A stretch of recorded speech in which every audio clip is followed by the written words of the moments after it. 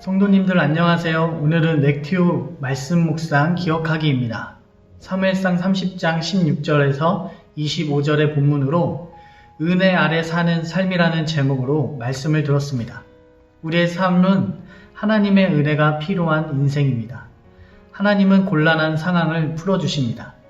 다윗은 근거지가 없는 도망자의 삶을 살았습니다. 어려운 환경 가운데서도 가족이 생겼고 2,000명이 넘는 공동체가 생겼습니다. 그는 블레셋 땅으로 들어가 시글락에서 망명 생활을 했습니다. 블레셋 왕은 다윗을 신뢰했고 자신의 밑에 두고 싶어 했습니다. 그러나 다윗은 블레셋에 있었지만 언제나 이스라엘을 위해 살아가고 있었습니다. 블레셋과 이스라엘의 전쟁이 곧 일어나게 되었습니다. 그때 블레셋 왕은 다윗을 선봉으로 세우고 싶어 했습니다. 하지만 블레셋 장군들이 다윗을 반대했습니다.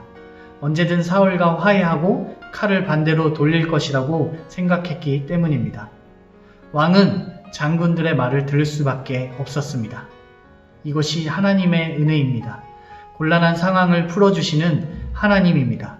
곤란한 상황을 벗어나 다윗은 시글락으로 다시 돌아가게 되었습니다. 우리는 은혜가 필요한 인생입니다. 절망적인 상황에서 기도에 응답하시는 하나님입니다. 다윗이 시글락에 돌아오니 아말렉 사람들이 마을을 약탈하고 가족들을 포로 삼고 마을을 완전히 파괴하고 떠났습니다. 이때 다윗의 심정이 어땠을까요? 우리는 절망 가운데서도 하나님 앞에 평정심을 유지해야 합니다. 잠시 흔들릴 수도 있지만 하나님으로 말미암아 하나님을 믿으며 하나님을 믿기 때문에 믿음의 사람들은 그 어려움 가운데 진면목이 나타나야 합니다. 다윗은 사람들에게 에봇을 가져오라고 시켰습니다. 그 급박한 상황 가운데 기도했습니다. 하나님께 먼저 물었습니다. 하나님은 응답하셨습니다. 모든 것을 찾을 것이라는 하나님의 응답이 있었습니다. 다윗은 사람들과 함께 아말렉을 추격하기 시작했습니다.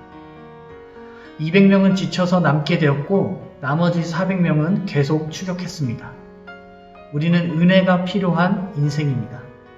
하나님은 사람을 통해 해결의 실마리를 풀어주셨습니다. 다윗은 추격하고 있었지만 어디로 가야 할지, 어디로 가야 찾을 수 있을지 몰랐습니다. 이런 상황 가운데 병든 어린 노예를 만나게 됩니다. 다윗은 그 소년을 그냥 지나치지 않았습니다. 아말렉을 추격해야 하는 긴박한 상황이었지만 어린 생명을 살렸습니다. 그 소년이 누구인지 모른 채 도움을 주었습니다. 그 소년은 아말렉 사람들이 버리고 간 소년이었습니다. 그 소년으로 인해 아말렉이 있는 곳을 찾아갈 수 있게 되었습니다. 그리고 하나님의 응답대로 아말렉과 싸워 승리하였습니다. 다윗은 모든 가족을 되찾았고 빼앗긴 재물을 되찾고 아말렉이 가지고 있던 엄청난 양의 전리품도 가져올 수 있었습니다. 이 재물들은 다윗 왕조를 시작하는 데 많은 도움이 되었습니다. 우리는 은혜를 잊지 않는 공동체가 되어야 합니다. 모든 삶의 성취와 승리는 하나님께서 우리에게 주신 선물입니다. 끝까지 추격했던 400명의 사람들은 중간에 포기한 200명에게 재물을 나눠주는 것을 반대했습니다. 서로를 돌보았던 공동체가 전리품 앞에 분열되고 있었습니다. 이때 다윗은 우리의 승리는 우리의 능력인가? 라고 그들에게 말했습니다.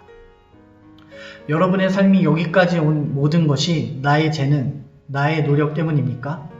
하나님은 살짝 나를 도와주신 것입니까? 아니면 하나님의 전적인 은혜입니까? 하나님이 베푸신 것이 맞다면 우린 이기적인 생각을 해선 안 됩니다. 다윗은 낙오한 사람들에게도 유다 땅의 사람들에게도 나누어 주었습니다. 이 일은 이스라엘의 전통이 되었습니다. 다윗의 공동체는 하나님의 은혜임을 고백하며 어렵고 약한 자를 도왔고 더 튼튼한 공동체가 되었습니다. 우리는 그 은혜를 잊지 말고 나누는 공동체가 되어야 합니다. 은혜가 필요 없는 인생도 은혜가 필요 없는 때도 없습니다.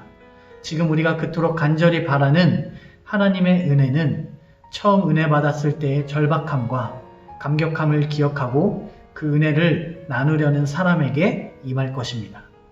성도 여러분, 말씀을 기억하고 삶 가운데 말씀으로 행하며 사는 한 주가 되기를 바랍니다.